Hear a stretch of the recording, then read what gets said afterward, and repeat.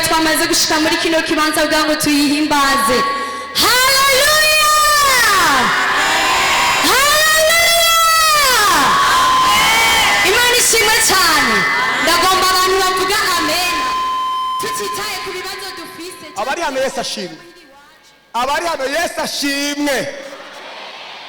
Kubwo twebwera bacungwe n'amaraso ya Kristo. Twibera mu nzu y'iki y'ibikate. Tuba muri Kristo Yesu kandi uyo niyo nzu yacu y'ibikate.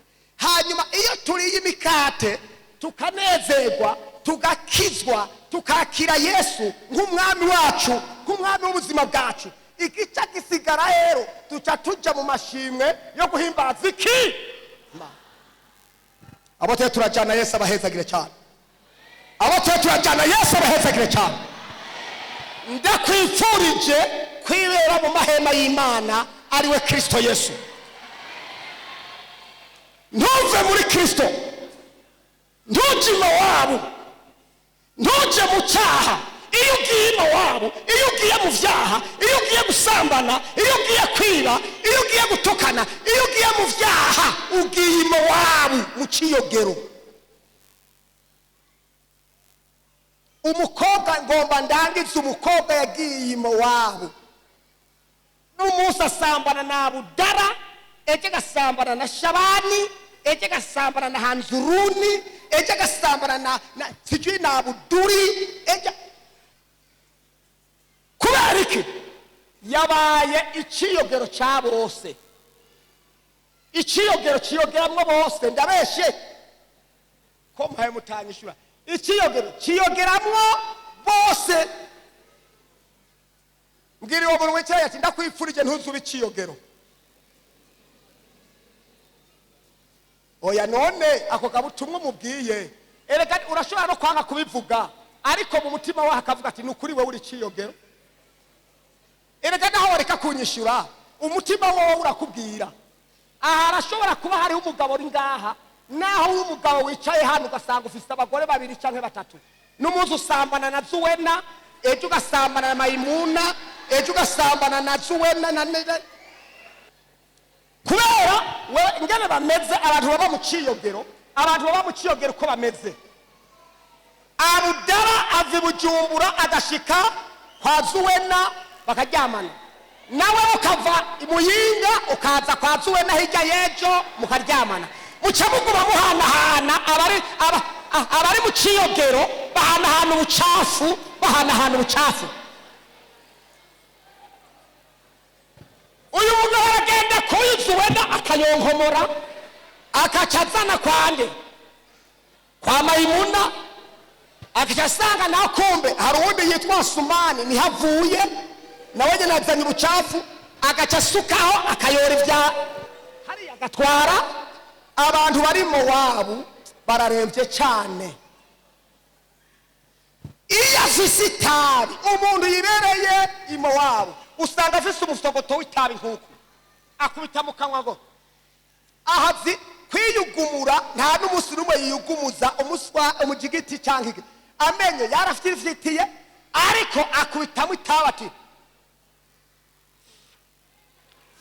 uzubona uwundi nawe yibereye imo wabo nka mugenzi we ngo ukazobona ciyabuhereza akubita handi nyene wa wundi avanye umunwa nawe nyene ati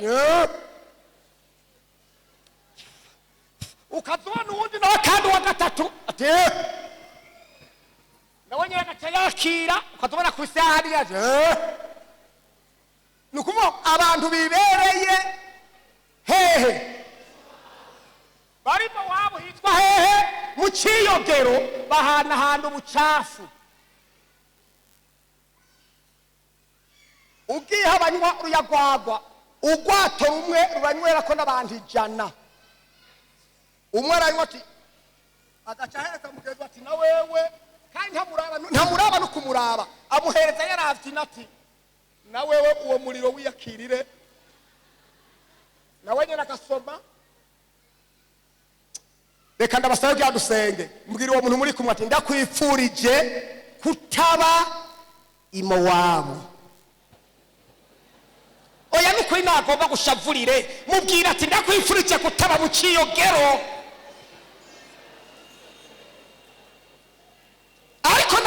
kurangiza harabo bakiri mu ciyogero pasiteri Mowabu bararevye abaho usanga hari abagenda ku bapfumu usanga hari inzembe zitwa tatara nizo babamyoraguza agahera ngaha bamyoragura kandi uko nyene hejeje kumyoza n'uwundi aje amumyoza uko nyene abari hano Yesu ashimwe Mowabu we uja kuba Mowabu we uja kuraguza we uja kuraguzwa gowe abapfumu n'abantu babi cyane ndabanka cyane ndabanka aba bantu Mowabu ndabanka bagaburira abantu bibi ibintu bibi biteye ubwoba arafata inyama akayigura inyama akayishira mugore bari mu kwezi ari mu minsi yiwe akamuhereza inyama akayambarira ko ari mu minsi yiwe uwo mugore akayimarana iminsi 4 cyangwa 3 atoga akayikurayo inuka yaboze bagaca bashyira hariya bakaraba ngene bayikora bakajyane bakayihindura ifu bagaca barindira babandi gatoya bagaca barindira babandi babi Mowabu agaca gupimira mu gitondo saa 6 hehe ku mugoroba inyama y'uwundi mugore abitse iminsi 3 4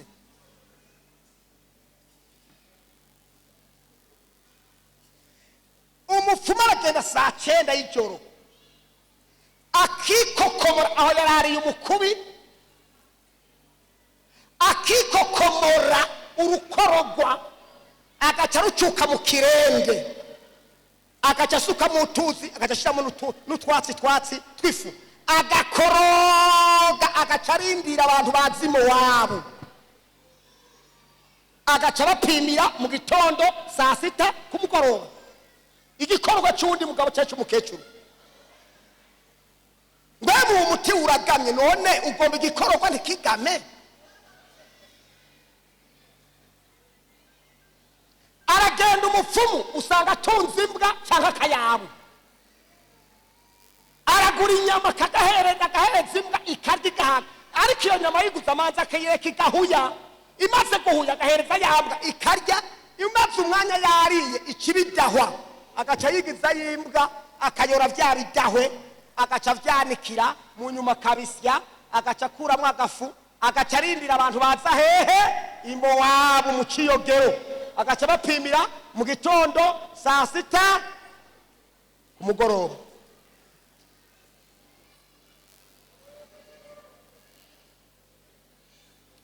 baragenda mumva aho bahambye abantu bakaramya imishatsi ya hariya na hariya ziyamva bajya bapfuye bagaca bazamenya mushatsi bakawusya bawusyeye bagaca bagenda bagaca bawucanka n'utundi dufu bagaca bapimira abantu baji Mowabu mu gitondo saa 6 ku mugoroba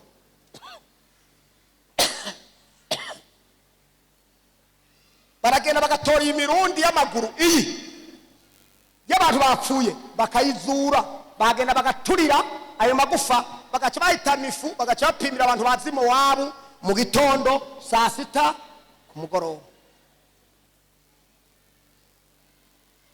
bagatora abantu bapfuye bajya abantu bapfa batazi Imana nibo bazura bakabanogora ibihimba vy'irondoka bakabinogora bagaca bagenda bakabikora bakabisya babisyeye wewe uje kuraguza bagaca bagupimira mu gitondo saa 6 ku mugoroba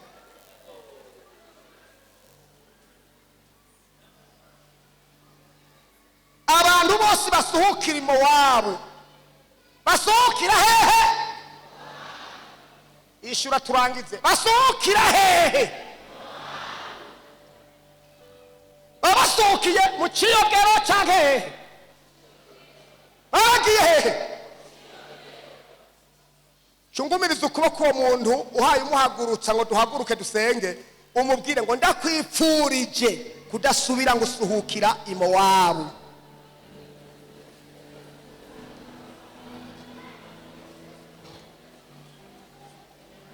tugomba dusenge reka umwe wese ahindukire mugenzi we muhindukire mugenzi wawe umubwire ubutumwa mubaza ati woba warigeze gukubitira Mowabu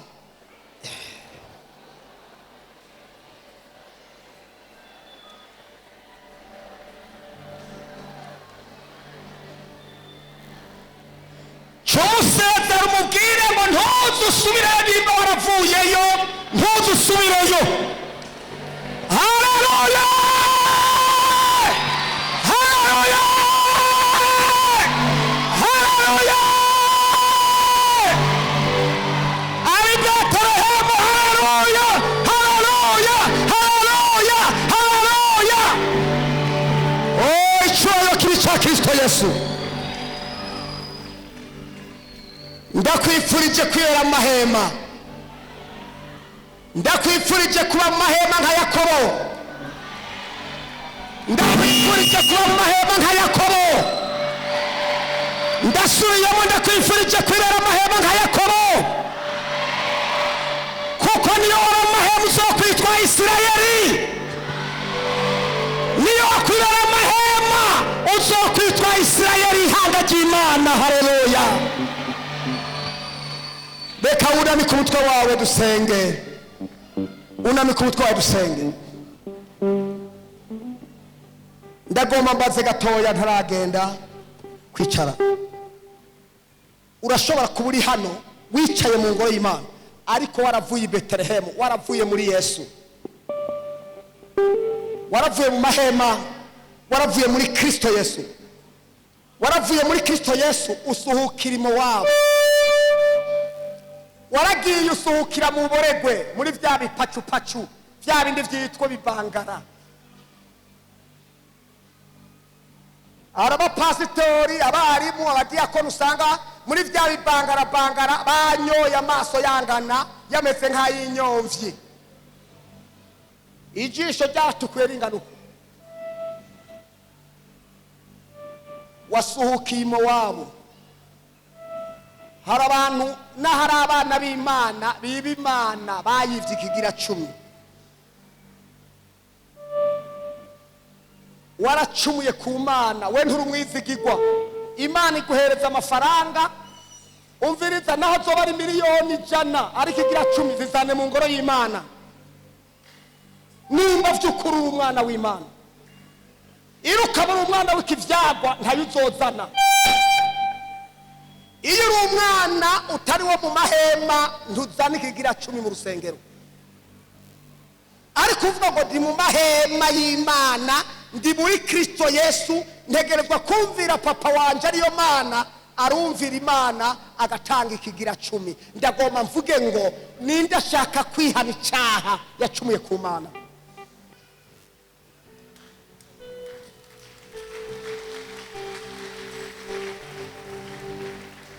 Ababene data baraje, ariko none wewe aho vy'ukuri wewe kweri nturi mu Mowabu kweri, nukuri aho naho wanka kuza kwihana, aho nturi mu Mowabu kabisa. Aho vy'ukuri urumva yuko inzamba yovuga wobona Imana. Ari wowe uri ngaho kandi umenya neza ko wamugenda ku bapfumu. Ani wowe uri ngaho kandi umenya yuko ari ibyaha kanaka ufise, ntiwoza ukihana ukamaramaza Satani ukiyakirira Yesu nk'umukiza wawe. Reka gusabe, ndakusabe nuze inshuti yanjye rusange musaraba, ingo gusengera Imana iguhereza ubushobozi bwo gutsinda icyaha. Nuze dusenge inshuti yanjye, ingo dusenge. Ndashaka ko n'umunsi wandikwa mu gitabo cy'ubugingo. Raba ngena ari vyiza iyo wihanye Imana, hari abamarayika yateguye baca bakwandika mu gitabo cy'ubugingo. Nta wundi yoba ariho uhemu yera hakubwira ngo genda mukobwa wanje, musore, mukenyezi, nturiho. Reka nagusaba vy'ukuri abari hari inyuma n'ahandi, niyo wumva hari ikintu Imana ihayiravuga ku mutima wawe, nuze ndagusengere mu izina rya Kristo Yesu. Nuze tushije ku biganza, Imana ikugirira imbabazi. Uyu munsi nawe ube mubaba i Betelehemu muri Kristo Yesu. Imana ibamhezagire cyane, Imana ibahe umugisha. Dukomere Imana amashi ku bana baje abahungu bacu, Imana ibahezagire cyane. Ndarindindiye wewe wundi usigaye. Okay, Yesu aguhezagire cyane.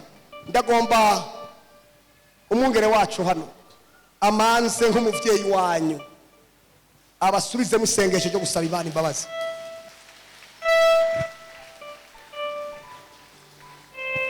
Birabe ibintu byiza cyane iyo abantu bihanye mw'ijuru bavuza inzamba. Umuntu yihanye mw'ijuru bavuza inzamba, mw'ijuru bavuza inzamba bakavuga ngo umwana w'Imana aravutse mu bwami bw'Imana. Iyo wihanye impundu ziravuga mw'ijuru.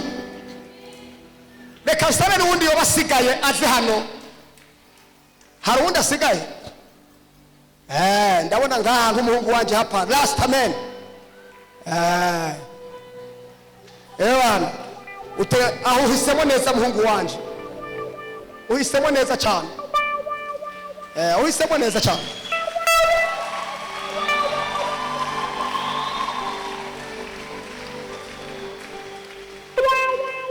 Reka sawe mwungere wacu nimba tawunda hari wasawe mwungere wacu arongorera aba bantu mu gusaba Imana imbabazi, tujye tubasengera.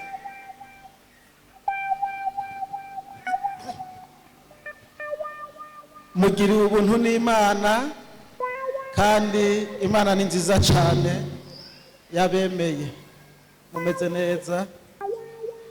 Yesu ashimwe cyane, Yesu ashimwe, Yesu ashimwe, Yesu ashimwe, Yesu ashimwe, Yesu ashimwe, Yesu ashimwe.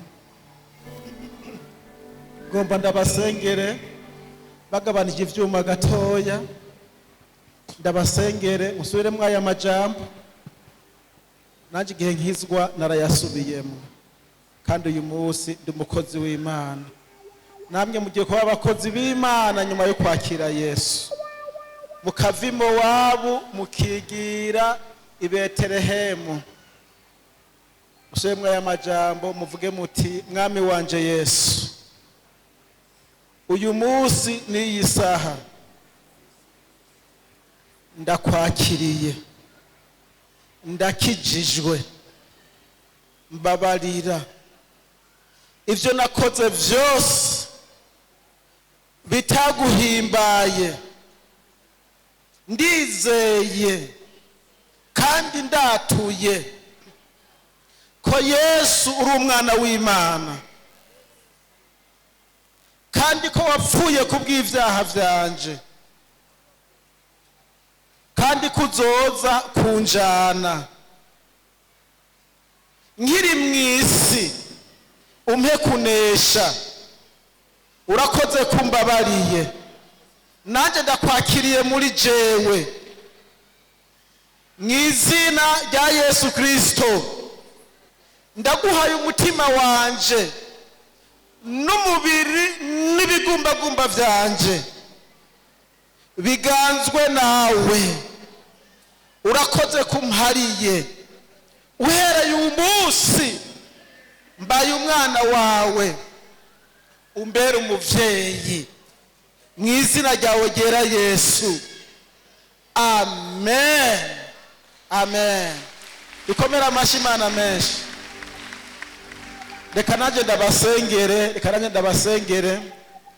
Data mu izina rya Yesu Kristo, ndagushimiye kuri Imana ubagiriye neza uyu munsi, ubahaye agakiza bene data, kandi bazogukorera cyane Mana, bazogukorera rwose Mana, ubakoresha iby'ubuhizi, ni mu izina rya Yesu Kristo, amen.